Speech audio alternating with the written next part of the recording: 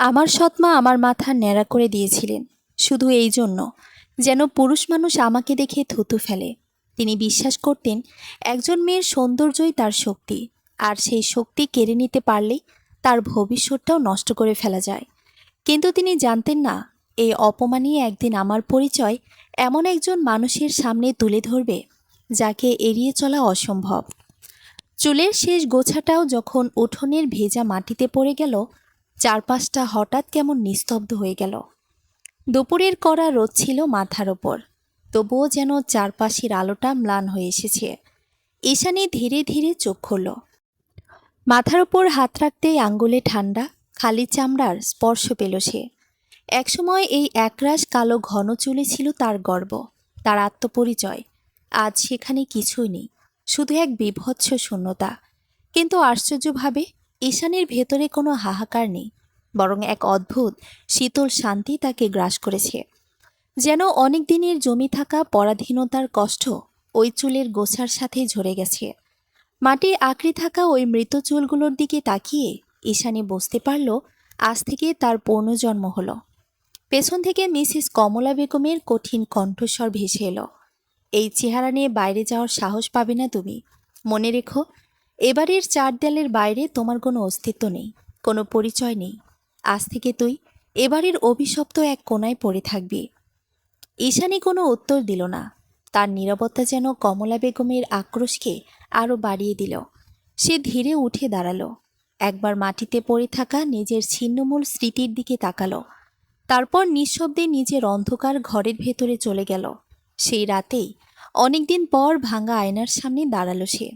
আয়নায় যে প্রতিবিম্বটা ভেসে উঠল সেটা আগের ঈশানী নয়। মাথা নেড়া, ফ্যাকাশে মুখ, কিন্তু সেই চোখ দুটোতে এখন আর ভয়ের ছিটে ফোঁটাও নেই। সেই দৃষ্টি এখন ইস্পাতের মতো শক্ত। পরের কয়েকদিন রহমান বাড়িতে এক অস্বাভাবিক ব্যস্ততা শুরু হলো। বিশাল আয়োজন, চারিদিকে আলোকসজ্জার ঘটা। ঢাকার প্রভাবশালী ব্যবসায়ী আদিত্য রহমানের একমাত্র ছেলে রুদ্র রহমান আসছে পাত্রী দেখতে। কমলা বেগমের দুই মেয়ে, রিয়া আর অনন্যা। আয়নার সামনে থেকে নড়ছেই না। দামি সিল্কের শাড়ি, হীরের গয়না আর চড়া মেকআপে তারা নিজেদের সাজিয়ে তুলছে। কমলা বেগম বারবার তাদের কানে মন্ত্র জপে দিচ্ছেন। হাসিটা যেন মায়াবী হয়, কিন্তু চোখে একটা আভিজাত্য ধরে রাখবে। কোনোভাবেই যেন ওই বড়লোকের ছেলে তোদের থেকে চোখ সরাতে না পারে। ঈশানীর রান্নাঘরের এক কোণায় বসে মশলা বাটছিল। সে জানত এই জৌলুস তার জন্য নয়, সে এবারে এক অদৃশ্য ছায়া মাত্র। তবুও তার ষষ্ঠ ইন্দ্রিয় বলছিল আজকের এই উৎসবের মেঘে কোথাও একটা বড় ঝড় লুকিয়ে আছে। সকালবেলা কমলা বেগম ঈশানীকে বাজারে পাঠালেন। উদ্দেশ্য একটাই, রুদ্র আসার আগে তাকে যেন বাড়িতে দেখা না যায়। মাথায় ওড়না শক্ত করে বেঁধে মাথা নিচু করে ঈশানী কালীগঞ্জ বাজারে ঢুকল। কিন্তু তার হাঁটার ভঙ্গিতে আগের সেই কোকড়ে যাওয়া ভাবটা নেই। সে যখন ভিড়ের মধ্য দিয়ে যাচ্ছিল, হঠাৎ তার মনে হলো একজোড়া তীক্ষ্ণ চোখ তাকে বিদ্ধ করছে। সে ধীরে চোখ তুলল। বাজারের ঘিঞ্জি পরিবেশের মাঝে এক কালো রঙের দামি গাড়ি দাঁড়িয়ে আছে। গাড়ির পাশে দাঁড়িয়ে থাকা একজন যুবক, সুদর্শন, গম্ভীর এবং অসম্ভব ব্যক্তিত্ব সম্পন্ন। তার চোখে কোনো করুণা নেই, কোনো উপহাস নেই, বরং এক গভীর কৌতূহল আর মনোযোগ দিয়ে সে ঈশানীকে দেখছে। ঈশানী পলক ফেলল না। সে দেখল যুবকটি যেন তার বাহ্যিক রূপ নয়, বরং তার ভেতরে লুকিয়ে থাকা আগ্নেয়গিরিটাকে পড়ার চেষ্টা করছে। ঈশানী লজ্জা পেল না, মাথাও নোয়ালো না, বরং এক অদ্ভুত স্পর্ধায় যুবকের চোখের দিকে তাকিয়ে থেকে ধীর পায়ে পাশ কাটিয়ে চলে গেল। যুবকটির পেছনে থাকা দেহরক্ষী ফিসফিস করে বলল, স্যার, সময় হয়ে গেছে, যাবেন? যুবকটি রুদ্র রহমান দৃষ্টি সরালো না। সে ধীর গলায় প্রশ্ন করল, মেয়েটাকে? লোকটি তার ছেলের হাসি হেসে বলল, ওই রহমান বাড়ির কেউ হবে বোধহয়, তবে ওই অবস্থায় নির্ঘাত কোনো পাগল বা কাজের মেয়ে হবে। রুদ্র কোনো উত্তর দিল না, কিন্তু তার ঠোঁটের কোণে এক চিলতে রহস্যময় হাসি ফুটে উঠল। তার চোখে তখনই একটা অমোঘ সিদ্ধান্ত তৈরি হয়ে গেল। সে বুঝে গেছে আজ যাকে সে বাজারে দেখল সে কোনো সাধারণ মেয়ে নয়, সে এক ধ্বংসস্তূপ থেকে জেগে ওঠা এক অজেয় সত্তা। সন্ধ্যা ঘনিয়ে আসতে রহমান বাড়ি আলোয় ঝলমল করে উঠল। গেটের সামনে দামি গাড়ির সারি।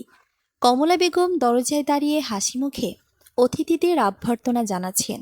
রিয়া আর অনন্যা ড্রয়িং রুমের সোফায় এমনভাবে বসে আছে যেন তারা কোনো রাজকন্যে। আদিত্য রহমান আর তার ছেলে রুদ্র যখন ভেতরে ঢুকলেন, পুরো হলরুমের গুঞ্জন এক নিমিষেই থেমে গেল। রুদ্রর গাম্ভীর্য আর ব্যক্তিত্ব সবাইকে স্তব্ধ করে দেওয়ার মতো।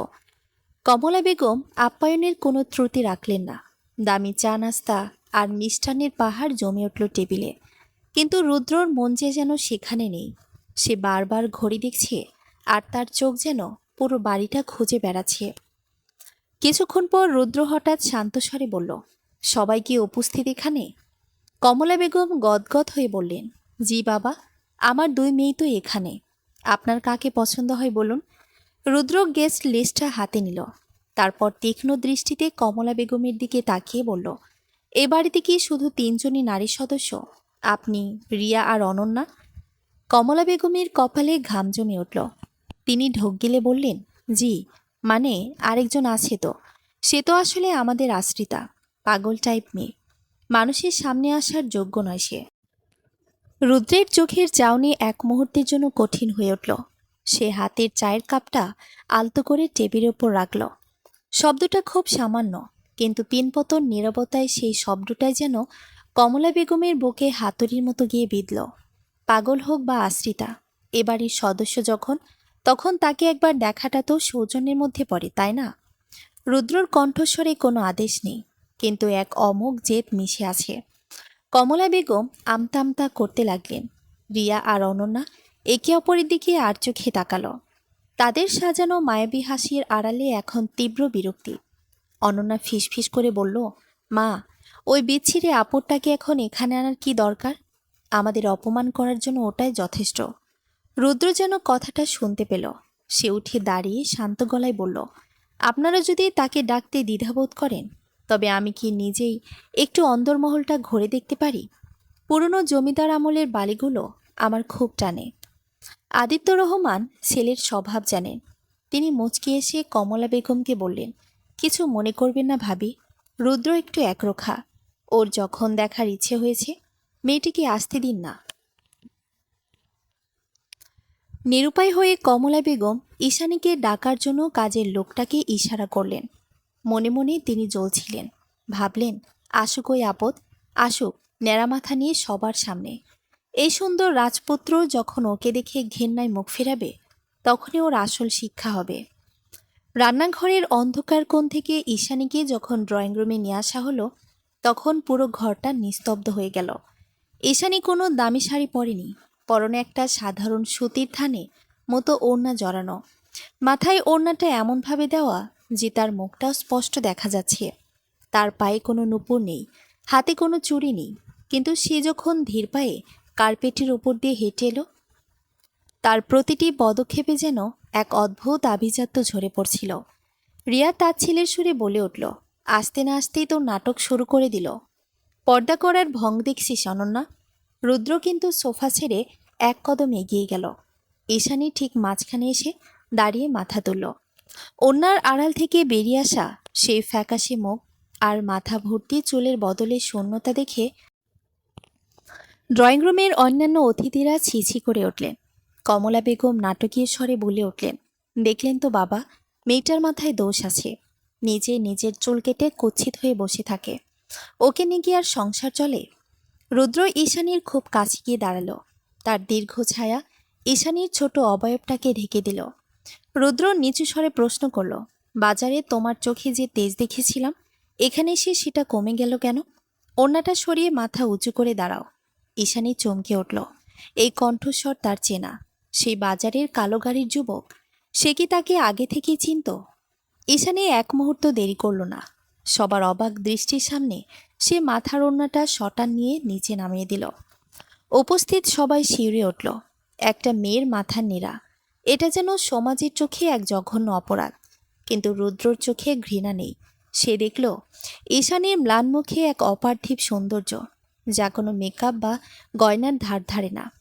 রুদ্র হঠাৎ হাত বাড়িয়ে ঈশানীর থুতনিটা একটু উঁচু করল। ড্রয়িং রুমে তখন উত্তেজনার পারদ তুঙ্গে। রুদ্র কমলা বেগমের দিকে ফিরে বলল, আপনি বলেছিলেন ও পাগল। কিন্তু আমার মনে হচ্ছে এ বাড়িতে ওই একমাত্র সুস্থ মানুষ যার মাথাটা আপনাদের অন্যায়ের সামনে নুয়ে পড়েনি। আদিত্য রহমান গম্ভীর হয়ে বললেন, রুদ্র, কি বলছো এসব? রুদ্র বাবার দিকে ফিরে স্পষ্ট গলায় বলল, বাবা, রিয়া বা অনন্যা নয়, আমি এবাড়ির এই মেয়েটাকেই পছন্দ করেছি, যার সৌন্দর্য তার চুলে নয়, তার শির দ্বারায়। পুরো ঘরে যেন বজ্রপাত হলো। কমলা বেগম স্তম্ভিত হয়ে সোফায় ধপ করে বসে পড়লেন। রিয়ার চোখের কাজল চোখের জলে মেখে একাকার। ঈশানী নিজেও বিশ্বাস করতে পারছে না যা শুনছে। সে ভাবছিল আজ তার চূড়ান্ত অপমান হবে, কিন্তু এই মানুষটি তাকে এক মুহূর্তেই সম্মানের এক অন্য উচ্চতায় বসিয়ে দিল। রুদ্র ঈশানীর চোখের দিকে তাকিয়ে শান্তভাবে বলল, তোমার এই মাথা নেড়া রূপটাই তোমার পরিচয়। লোকে তোমাকে দেখে থুথু ফেলবে কিনা জানি না, কিন্তু আমি এই রূপেই তোমাকে আমার ঘরণী করে নিয়ে যাব। রাজি তো? ঈশানী কথা বলতে পারল না। তার চোখে প্রথমবারের মতো জল এলো, কিন্তু সেটা দুঃখে নয়। সে বুঝতে পারল তার লড়াইটা আজ থেকে শেষ নয়, বরং এক নতুন অধ্যায়ের শুরু। কিন্তু কমলা বেগম এত সহজে হার মানার পাত্রী নন। তার বিষাক্ত মস্তিষ্ক ইতিমধ্যেই নতুন কোনো ষড়যন্ত্রের জাল বুনতে শুরু করেছে। রুদ্রর ঘোষণা যেন ড্রয়িং রুমের ঝলমলে আলোকসজ্জাকে এক নিমিষে ফিকে করে দিল। কমলা বেগমের কানে নিজের হৃৎপিণ্ডের ধকধকানি বাজছে। তিনি ভাবতে পারেননি তার সাজানো দাবার গুটি এভাবে উল্টে যাবে। রুদ্র বাবা, তুমি হয়তো আবেগের বশে বলছো। কমলা বেগম নিজেকে সামলে নিয়ে জোর করে একটা হাসি মুখে ফুটিয়ে তোলেন। এই মেয়েটার কোনো কুল পরিচয় নেই। আমার আশ্রয়ে বড় হয়েছে ঠিকই, কিন্তু এর স্বভাব চরিত্র আর এই যে দেখছো মাথা নেড়া, এটা ওর অবাধ্যতার ফল। এমন মেয়েকে তুমি তোমার বংশের বউ করবে? রুদ্র এবার সোজা কমলা বেগমের চোখের দিকে তাকালো। সেই দৃষ্টিতে এক হিমশীতল ঘৃণা। সে শান্ত স্বরে বলল, অবাধ্যতা নাকি অন্য কিছু সেটা আমি খুব ভালো করে জানি মিসেস কমলা। একটা মেয়ের সম্মানে আঘাত করার জন্য যখন তার শরীরের ওপর ছুরি বা কাঁচি চালানো হয়, সেটাকে অবাধ্যতা বলে না, সেটাকে পাশবিকতা বলে। রুদ্রর বাবা আদিত্য রহমান এতক্ষণ চুপ ছিলেন। তিনি তার ছেলের জেদ জানেন, কিন্তু রুদ্রর এই নির্বাচন তাকেও ভাবিয়ে তুলেছে। তিনি এগিয়ে এসে ছেলের কাঁধে হাত রাখলেন। রুদ্র, বিয়ের সিদ্ধান্ত সারা জীবনের।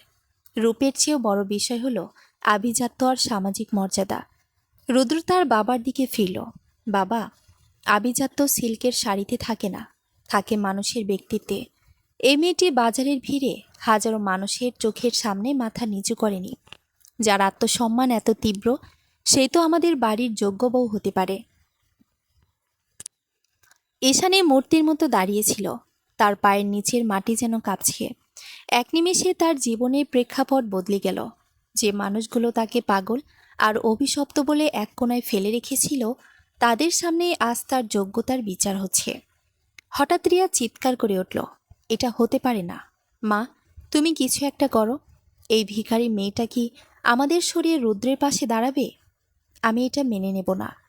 রিয়া ঈশানীর দিকে তেড়ে যেতেই রুদ্র মাঝপথে হাত তুলে তাকে থামিয়ে দিল। রুদ্রর গলার স্বর এবার ইস্পাতের মতো কঠোর। মনে রাখবেন, আপনারা যার দিকে আঙ্গুল তুলছেন সে এখন এবারের আশ্রিতা হতে পারে, কিন্তু কয়েকদিন পর সে আমার হবু স্ত্রী। আমার হবু স্ত্রীর গায়ে আঁচ লাগলে সেটা আমি কিভাবে সামলাই তা নিশ্চয়ই আপনারা জানতে চাইবেন না। পুরো ঘর থমথমে হয়ে গেল। কমলা বেগম বুঝতে পারলেন এখন পরিস্থিতি তাদের নাগালের বাইরে। তিনি ভেতরে ভেতরে কুঁকড়ে গেলেও মুখে বললেন, বেশ, যখন রুদ্র বাবা ঠিকই করে ফেলেছে তখন আমাদের আর কি বলার আছে। তবে ঈশানীকে তৈরি করার দায়িত্বটাও তো আমার। রুদ্র হাসল, তবে সে হাসিতে কোনো বন্ধুত্ব ছিল না। সে পকেট থেকে একটি ছোট মখমলের বক্স বের করল। বক্সটি খুলে ঈশানীর দিকে এগিয়ে দিল। ভেতরে হীরের এক অপূর্ব আংটি। ঈশানী, আমি চাই না কেউ তোমাকে তৈরি করুক। তুমি যেমন আছো তেমনভাবেই আমার সঙ্গে এই ঘর থেকে বেরিয়ে আসবে। আজ শুধু আংটিটা পরিয়ে কথা দিয়ে যাচ্ছি, ঠিক 3 দিন পর তোমাকে নিতে আসব। ঈশানী এবার রুদ্রর চোখের দিকে তাকালো। সেই চোখ দুটোতে এক অদ্ভুত আশ্বাস। ঈশানী কোনো কথা না বলে নিজের হাতটা রুদ্রর দিকে বাড়িয়ে দিল। রুদ্র যখন তার আঙ্গুলে আংটিটা পরিয়ে দিল, ঈশানীর মনে হলো দীর্ঘদিনের পরাধীনতার শিকলগুলো একে একে খসে পড়ছে। রাত গভীর। অতিথিরা চলে গেছে, রুদ্ররাও বিদায় নিয়েছে। রহমান বাড়িতে এখন শ্মশানে নীরবতা। কমলা বেগম তার ঘরে পায়চারি করছেন। তার সামনে রিয়া আর অনন্যা কাছে। কমলা বেগম হঠাৎ থামলেন। তার চোখ দুটো আক্রোশে জ্বলছে। তিনি আয়নার সামনে গিয়ে দাঁড়ালেন। তোর অত বড় সাহস ঈশানী! আমার পেটের মেয়েদের ভাগ্য কেড়ে নিয়ে তুই রাজপ্রাসাদে যাবি? কমলা বেগম নিজের মনে বিড়বিড় করলেন। রুদ্র কথা দিয়ে গেছে 3 দিন পর আসবে। কিন্তু এই 3 দিনে যদি ঈশানী এই পৃথিবীতেই না থাকে, অথবা যদি এমন কিছু হয় যে রুদ্র নিজে ওকে দেখে থুতু ফেলে। ড্রয়িং রুমের সেই কোণায় যেখানে ঈশানীর কাটা চুলগুলো পড়েছিল, কমলা বেগম সেখানে গেলেন। মাটিতে পড়ে থাকা চুলের গোছাগুলো হাতে তুলে নিয়ে বিড়বিড় করে বললেন, তোর রূপ আমি কেড়ে নিয়েছিলাম, এবার তোর প্রাণটা নেব। দেখি রুদ্র রহমান কার লাশ নিতে আসে। এদিকে ঈশানী তার অন্ধকার ঘরে জানালার পাশে দাঁড়িয়ে আকাশের দিকে তাকিয়েছিল। তার মাথায় হাত দিতেই আংটির হীরের ঠান্ডা স্পর্শ তাকে মনে করিয়ে দিচ্ছিল এটা স্বপ্ন নয়। কিন্তু সে জানত কমলা বেগম তাকে এত সহজে ছেড়ে দেবেন না। আধার রাতে বাগানের দিক থেকে একটা অশুভ পায়ের শব্দ ভেসে এলো। ঈশানীর ষষ্ঠ ইন্দ্রিয় সজাগ হয়ে উঠল। সে কি তৈরি আসন্ন ঝড়ের জন্য? জানালার বাইরে ঝিঝি পোকার ডাক ছাপিয়ে সেই অশুভ পায়ের শব্দটা ঈশানীর কানে এলো। সে বুঝতে পারল বাড়ির প্রধান ফটক দিয়ে নয়, কেউ একজন পেছনের বাগান দিয়ে অন্দরমহলে ঢোকার চেষ্টা করছে। ঈশানী দ্রুত ঘরের টিমটিমে হারিকেনটা নিভিয়ে দিল। অন্ধকারই এখন তার সবচেয়ে বড় ঢাল। দরজার ওপাশে কমলা বেগমের চাপা কণ্ঠস্বর শোনা গেল, ওকে শেষ করার দরকার নেই, শুধু ওর মুখটা এমন করে দাও যেন ওই রুদ্র রহমান কাল এসে চিনতেও না পারে। মনে থাকে যেন কাজটা একদম নিখুঁত হওয়া যায়। ঈশানী দেয়াল ঘেঁষে দাঁড়িয়ে রইল। তার বুকটা ভয়ে ঢিপ ঢিপ করছে না, বরং এক অদ্ভুত উত্তেজনায় কাঁপছে। সে বুঝতে পারছে আজ তার অস্তিত্ব টিকিয়ে রাখার লড়াই। হঠাৎ ঘরের দরজাটা ক্যাচ ক্যাচ শব্দে খুলে গেল। অন্ধকারের মাঝেই একটা ছায়ামূর্তি ভেতরে ঢুকল। লোকটার হাতে ধারালো কিছু একটা চকচক করে উঠল। সে বিছানার দিকে এগিয়ে গেল, যেখানে ঈশানী চাদরের নিচে বালিশ সাজিয়ে রেখেছিল। লোকটি যখনই বিছানায় আঘাত করতে উদ্যত হল, ঈশানী পেছন থেকে ভারী এক পিত্তলের ফুলদানি দিয়ে তার মাথায় সজোরে আঘাত করল। আর্তনাদ করে লোকটি মেঝেতে লুটিয়ে পড়ল। ঠিক সেই মুহূর্তে ঘরের আলো জ্বলে উঠল। দরজায় দাঁড়িয়ে কমলা বেগম, তার হাতে টর্চ। ঈশানীকে অক্ষত দেখে তার চেহারা ফ্যাকাশে হয়ে গেল। তুই তুই এখনো বেঁচে আসিস? কমলা বেগমের গলা দিয়ে যেন বিষ ঝরছে। ঈশানী হাতের ফুলদানিটা ছুঁড়ে ফেলে ধীর পায়ে কমলা বেগমের সামনে গিয়ে দাঁড়ালো। তার নিরামাথায় টর্চের আলো পড়ে এক অদ্ভুত আভা তৈরি করেছে। ঈশানী শান্ত গলায় বলল, মা, আপনি তো আমার চুল কেড়ে নিয়েছিলেন আমার শক্তি নষ্ট করার জন্য, কিন্তু ভুলে গেছেন চুল মানুষের সাজ হতে পারে, তারা সাহস নয়। কমলা বেগম চিৎকার করে কাজের লোক আর দারোয়ানদের ডাকতে চাইলেন, কিন্তু তার আগেই বাইরে থেকে পুলিশের সাইরেনের শব্দ শোনা গেল। রহমান বাড়ির মূল ফটক দিয়ে ভেতরে ঢুকলেন রুদ্র রহমান এবং একদল পুলিশ অফিসার। কমলা বেগম হতভম্ব হয়ে গেলেন। রুদ্র বাবা, আপনি এই মাঝরাতে পুলিশ নিয়ে? রুদ্রের মুখে সেই পরিচিত রহস্যময় হাসি। সে ঈশানীর পাশে গিয়ে দাঁড়ালো এবং তার কাঁধে হাত রাখল। আমি জানতাম আপনি শান্ত থাকবেন না মিসেস কমলা, তাই যাওয়ার সময় আমি শুধু আংটি দেইনি, ঈশানীর ঘরের কোনায় একটা গোপন ক্যামেরা আর মাইক্রোফোনও সেট করে দিয়েছিলাম। আপনার সব ষড়যন্ত্র এখন আমার ফোনের লাইভ রেকর্ড করা আছে। কমলা বেগম বুঝতে পারলেন তার পায়ের তলা থেকে মাটি সরে যাচ্ছে। পুলিশ অফিসার এগিয়ে এসে কমলা বেগমের হাতে হাতকড়া পরালেন। রিয়া আর অনন্যা তখন ঘরের কোনায় দাঁড়িয়ে ভয়ে কাঁপছে। রুদ্র ঈশানীর দিকে তাকিয়ে নিচু স্বরে বলল, আমি কথা দিয়েছিলাম 3 দিন পর আসব, কিন্তু তোমাকে এই নেকড়েদের মাঝে 3 দিন একা রাখাটা নিরাপদ মনে হলো না। আমার ঘরণী হওয়ার আগে তোমাকে এই নরক থেকে মুক্ত করাটা বেশি জরুরি ছিল। ঈশানী এবার রুদ্রর চোখের দিকে তাকালো। যে চোখ দুটোতে আগে শুধু সাহস দেখত, আজ সেখানে গভীর মমতা দেখতে পেল। ঈশানী মৃদুস্বরে বলল, আপনি কেন আমার জন্য এত কিছু করছেন? আমি তো এক সামান্য অভাগী মেয়ে। রুদ্র ঈশানীর হাতটা নিজের হাতের মুঠোয় নিয়ে বলল, যে মেয়ে নিজের অপমানের ছাই থেকে এভাবে উঠে দাঁড়াতে পারে সে সামান্য নয়, তুমি অসামান্য। চলো, এই বাড়ি আর তোমার নয়, এখন থেকে তোমার ঠিকানা আমার হৃদয়ে। ভোরের আলো ফুটতে শুরু করেছে। রহমান বাড়ির সেই অন্ধকার গলি থেকে বেরিয়ে ঈশানী রুদ্রর গাড়িতে গিয়ে বসল। যাওয়ার সময় সে একবার পিছন ফিরে তার ফেলে আসা যন্ত্রণার ঘরটার দিকে তাকালো। আজ থেকে তার নতুন এক জীবন শুরু হতে যাচ্ছে, যেখানে কোনো কমলা বেগমের আক্রোশ নেই, আছে শুধু এক মনের মানুষের অটুট ভালোবাসা। সমাপ্ত। সম্পূর্ণ গল্পটি কেমন লাগলো আশা করি কমেন্টে জানিয়ে যাবেন। ধন্যবাদ।